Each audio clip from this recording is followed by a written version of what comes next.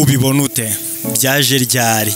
Slay Queen ni ijambo mu Rwanda rizwi na buri wese, ariko se ngewe mbibona nuko mbibona rero.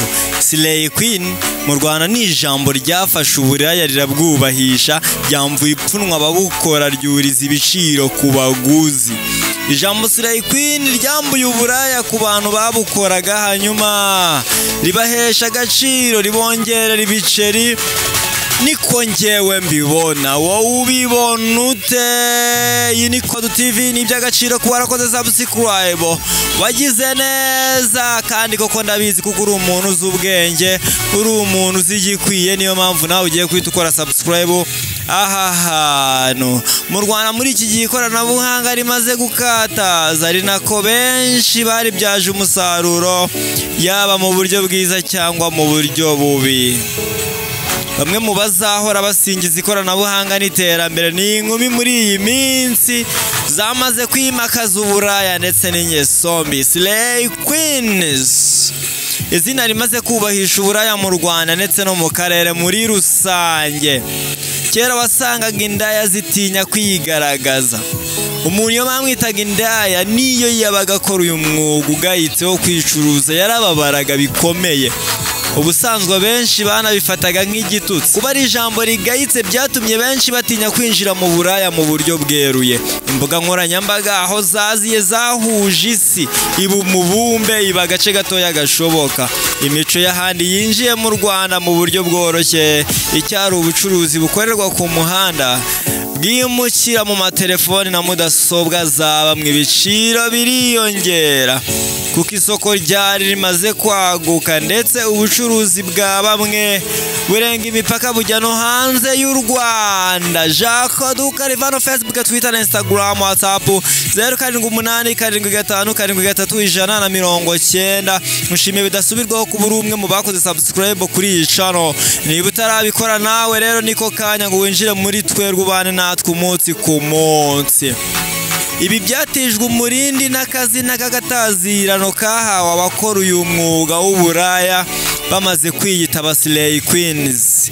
Inyito nyayo y'iri zina iteshwa umurongo, hahimbwa inyito ipfuye mu nyungu z'abanyamujyi bashakaga gukorera amafaranga ariko badafite ipfunwe. Amateka agaragaza ko Slay Queen ari ijambo ryatangiye gukoreshwa hambere mu kugaragaza umunyemana ukunyura.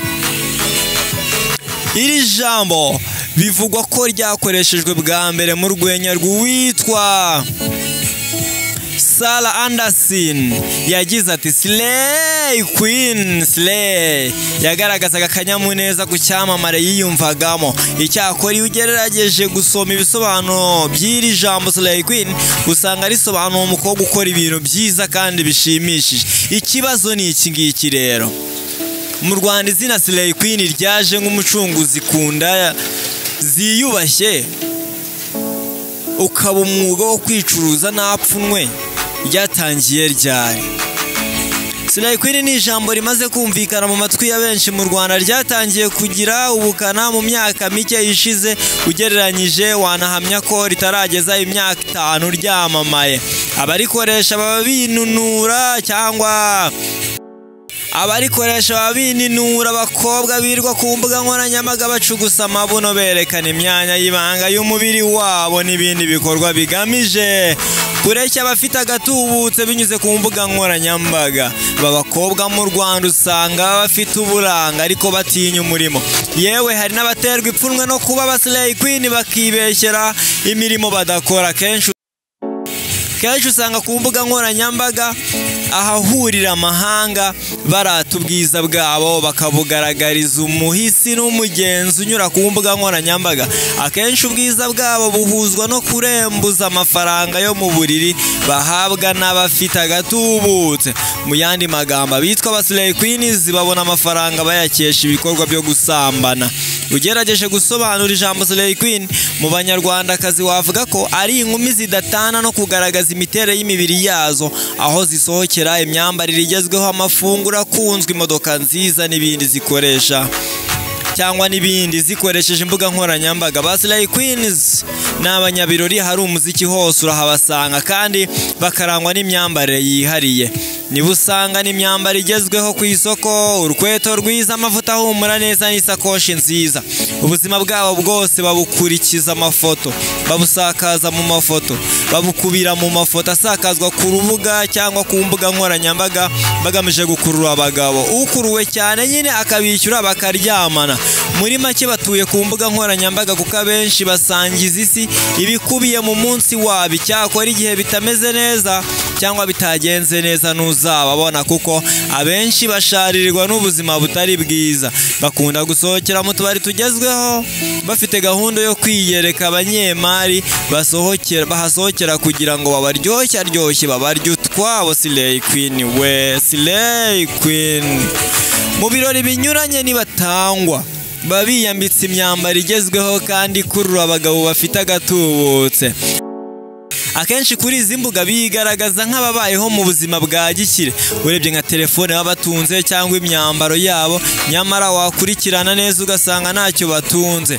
Ibyo bafite babikomora ku baherwe bahorana cyangwa birirwana. Ibi nabyo ntibiramba kuko amafaranga bahabwa kenshi bayashora mu gusa neza ngo hato batabura abakiriya. Ni iki gishobora gutuma umukobwa yishora mu buraya bushya aho ababukora biyita aba Slay Queen? Kenshi uzasanga ubu buraya bushya bwinjiye mu Rwanda bukorwa n'abakobwa beza b'uburanga. Gukura uri mwiza abantu bose babona uburanga bwawe biri mu bituma utangira gushukishwa ibintu ukiri umwana. Irari ry'ibintu ndetse n'ababa bakwereka ko ufite amahirwe yo kubibona kandi utavunitse bituma benshi bishora mu buraya. Icyakora kubera uko basa, aho bavuka cyangwa amashuri bize, ntibemera kwitwa indaya ahubwo bakabaha akabyiniro ka Slay Queen. Usibye irari ry'ibintu, hadutse n'irari ryo gutembera isi. Bamwe mu bakobwa ba hano mu Rwanda usanga kubera ubushobozi buke bagira amatsiko y'ahantu hatandukanye ho gutemberera ku isi. Kuba batahigeze nyamara barakuranye iryo rari bituma bashukisha imibiri abafite ubushobozi nabo kenshi batihangana bagashora imari mu bari b'ibimero baba bimuritse ku mbuga nkoranyambaga. Kenshi ukabona amafoto ku mbuga nkoranyambaga bafashe za rutemikirere berekeza imahanga. Uruwa agaciro wakoze subscribe aha hantu, niba utarayikora kandi ko kanya ngo nawe utwike winjire mu muryango w'abatwika. Abandi ni abakobwa b'uburanga baba barakuze bateretana n'abasore cyangwa abagabo bakabana imburagihe bitewe n'uko umugabo yishakiraga uburanga, n'undi nawe akikundira iby'umugabo atunze mu rwego rwo guhunga imibereho mibi. Iyo bageze mu rugo ibyabajyanye cyangwa ibyabahuje birananirana hanyuma bagatandukana. Ubuzima umukobwa yamenyereye mu rugo rw'umuherwe abwifuza yasubiye ku isuka, akabona bitazakunda agakuramo igitenge, umwana akamushyira umukozi, ubundi amakabutura, utujipo n'indi myambaro ikurura abagabo igahahwa ku bwinshi. Abafite agatubutse bagahabwa ikaze nabo, uburaya bugahabwa intebe. Ariko yakwibuka ko ari inkumi yo mu mujyi kwa kanaka hazwi cyangwa yize amashuri meza, ati sinaba indaya njye ndaba Slayinga, ndaba Slayinga, indaya njye ndaba Slayinga, sinaba indaya njye ndaba Slayinga. Aba Slay Queen bashaje baba abakomisiyoneri, utabishoboye akagenda nka nyomberi. Aba Slay Queen bashaje baba abakomisiyoneri, utabishoboye akagenda nka nyomberi. Benshi mu bakora umwuga w'uburaya wahawe akabyiniriro ko kubahisha ka Slay Queen mu Rwanda. Ushatse wabatega imyaka kuko hari iyo bageramo amarera agashira, abakiriya nibabe bakibareba n'irihumye. Abenshi baba barabaye abanebwe, imbaraga zabo badashaka kuzishora mu yindi mirimo. Nubwo atari bose baba banafite ubushobozi bwo mu mutwe bwo kugira ikindi bikorera. Ibi bituma uwakoze uyu mwuga nabi akenshi benshi baramubonaga nk'umusirimu, asaza nk'umutindi, akabishiro ry'umugani. Abenshi iyo bamaze kubona imyaka ibajyanye abakiriya bamaze kugabanuka nabo bakibona batangira guhindura umuvuno, bakarema ibigare bakabishoramo abakiri bato kuri bo baba barishimiye ubuzima bakuru babo baba baraberekeye cyangwa barabayemo ku mbuga nkoranyambaga nguwo komisiyoneri. Abari abakiriya be bagasigara bamutuma abasimbura. Aha niho usanga uwari Slay Queen aguye mu mutego w'icyaha cyo gucuruza abantu, icyaha mu Rwanda cyahagurukiwe.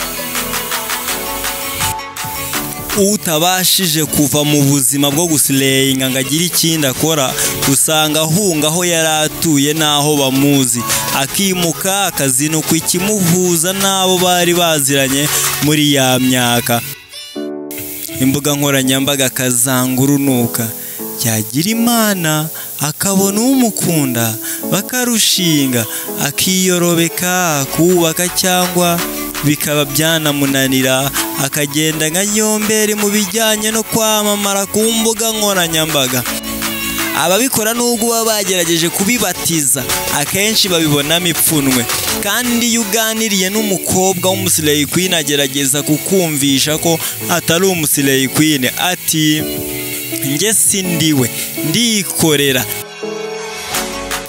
Igisubizo gikurura ikibazo kigora benshi kugisubiza cyane iyo babibajijwe bati ukora iki. Benshi bahindutse abacuruzi babaringa, abandi babura ubusobanuro bagatsimbarara kuri ndikorera.